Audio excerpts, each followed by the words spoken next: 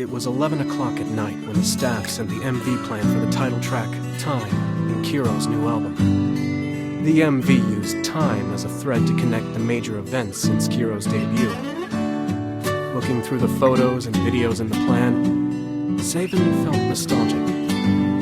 When Savin first met Kiro, he had already become so successful that even describing him as a superstar was a little conservative. The company spent a lot of money to reel in the Kiro cash cow, and once the contract was signed, Savin was very nervous about meeting the young international superstar. Over the years, Kiro had lived up to all expectations. He not only made huge profits commercially, but also won many mainstream awards. On several occasions, the company had tried to hand newly signed talent over to Savin, hoping he could replicate Kiro's success. They were all refused by Savin. How could Kiro's success be replicated? He was popular not only because of his outstanding appearance and extraordinary talent, but also because of his irresistible charm, which Savin was never able to explain. He had met a lot of stars, some of whom were stunning, others had excellent dispositions, and still others had amazing personalities despite somewhat ordinary looks. In any case, they all had marketable attributes, and it was Savin's job to pinpoint and refine their best qualities. But Kiro was different. He couldn't put his finger on exactly what it was that made Kiro so special. He was good at everything, and a star who is merely good at everything usually doesn't sell. Yet, when it came to Kiro's success, the rules just didn't apply. But he was Kiro after all, so in a strange way, it all made sense. There was an incident that had scarred Savin for a long time. Kiro almost had a major accident while filming the movie. It was midsummer, more than 40 degrees, and everyone on set was sweaty and tired. Kiro's shoot was scheduled for 2 p.m. There was only one line in the script, and Kiro was supposed to jump from a 3-story building which would then explode. The director was worried there would be an accident, so he had arranged a stand-in for him in advance.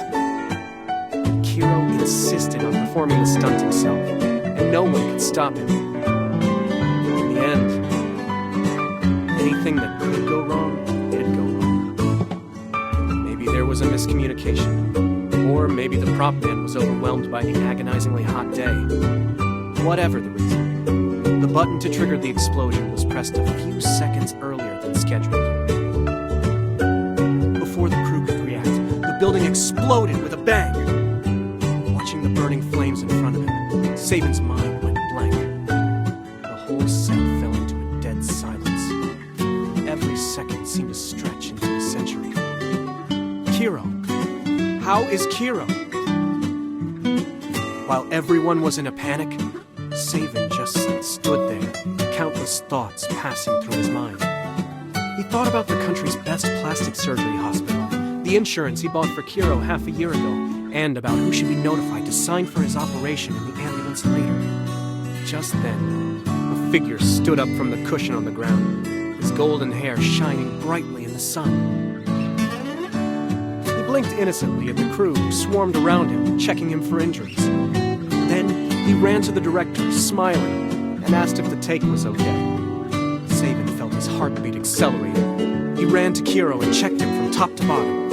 It took a long time for the director to get over the shock and find the clip of the explosion. In the clip, just as the building exploded, Kiro took a step back to the window, performed a somersault, and swiftly landed on the ground. He moved precisely and gracefully, landing in the exact position the director had instructed.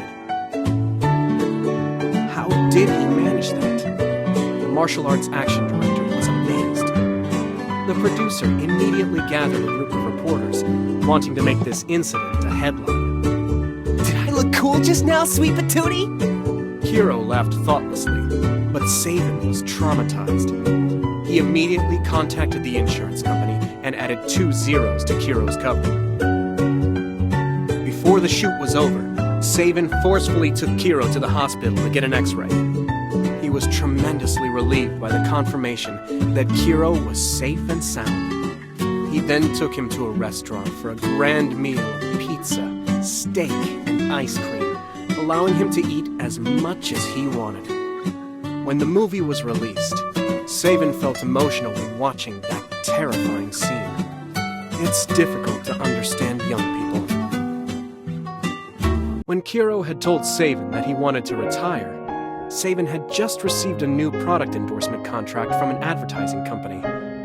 He sipped his coffee and glanced up at Kiro sitting on the sofa. Did you lose a game? Kiro didn't utter a word for a long time, so he asked again. Are you refusing to appear in public because you've gained weight? You're always sneaking out for a meal. Savin opened a drawer and tossed something on the sofa. Kiro turned to look at the box of instant diet milkshake. Savin laughed. I've had 2 boxes. The effect is not bad. Even my abs are showing. Would you like to try? He got up, walked to Kiro, and patted him on the shoulder. Are you in a bad mood? I have arranged a little too much work for you recently. How about a vacation?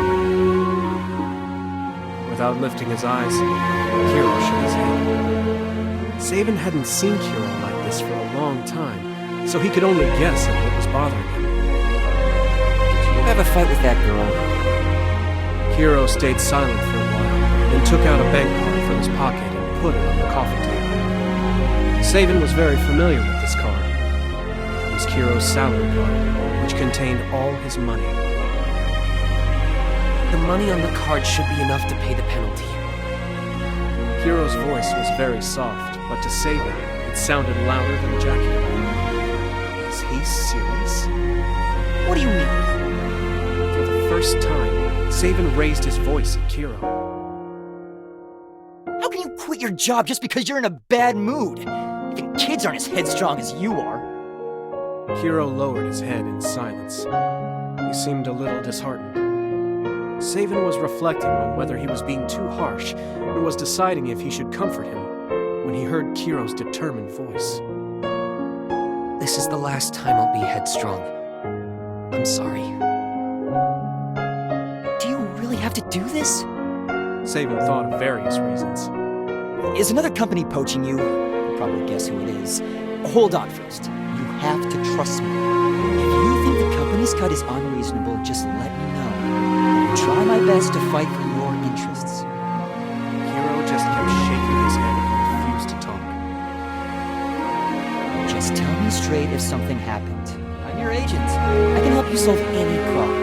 After all, you are young, and you can be easily flustered and confused when you encounter problems. But not me. Savin rubbed Kiro's blonde hair, still trying to persuade him. If you leave, I will lose my job. You know I haven't paid off my mortgage. Once again, Kiro said sorry and remained silent. Savin couldn't control his frustration and almost jumped out of his trousers. Emotionally, he accidentally knocked over the cups on the coffee table.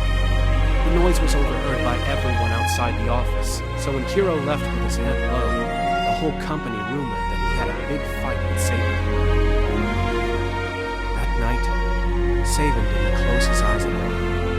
He kept wondering if he had done something wrong and started thinking that he had never done anything right.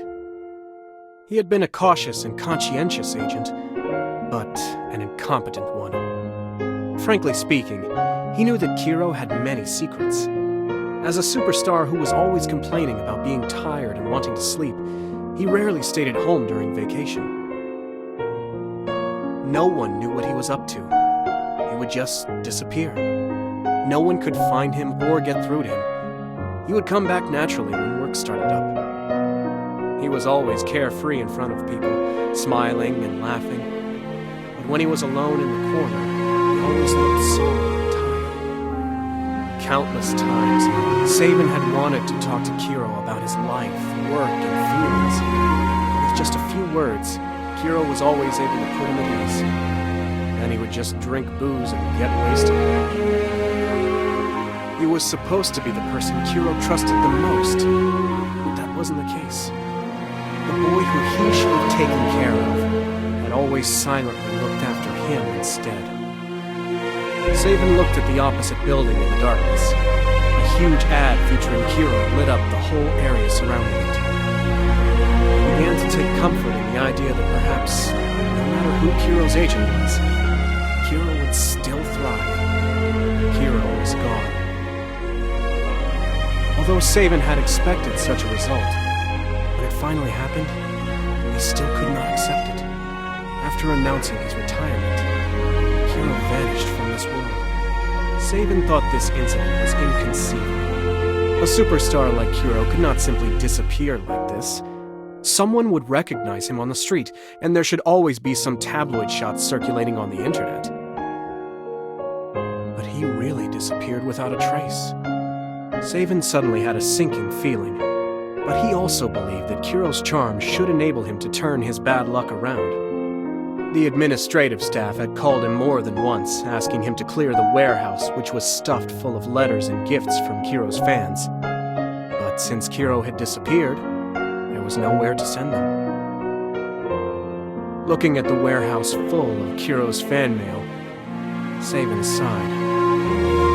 Over the weekend, he stuffed the pile of fan mail into his car and drove to Kiro's apartment. He rang the doorbell, but no one answered. He hesitated, and then opened the door with the spare key Kiro had given him. The furniture layout remained the same as when he was last there. The tables and chairs were spotlessly clean, and a set of superhero stickers were neatly stuck on the refrigerator. He wondered if Kiro was still living there. But he was disappointed the moment he opened the refrigerator. For the first time, the double-door refrigerator was empty. It contained not even a can of cola. Savin took off his suit, rolled up his sleeves, and spent 2 hours going up and down the stairs more than 30 times before he managed to carry up all the fan mail from the car. He was so tired that he didn't have the strength to tidy up and just piled everything up in the living room. Kiro could see this when he comes back. He would be too ecstatic to speak, and he would be unwrapping the gifts all night long. Thinking about this, Savin smiled at a framed photo of him and Kiro. He took out an amulet he bought a few days ago and hung it on the photo frame. Then he picked up his suit and left, regardless of all else. What's important is that he's safe.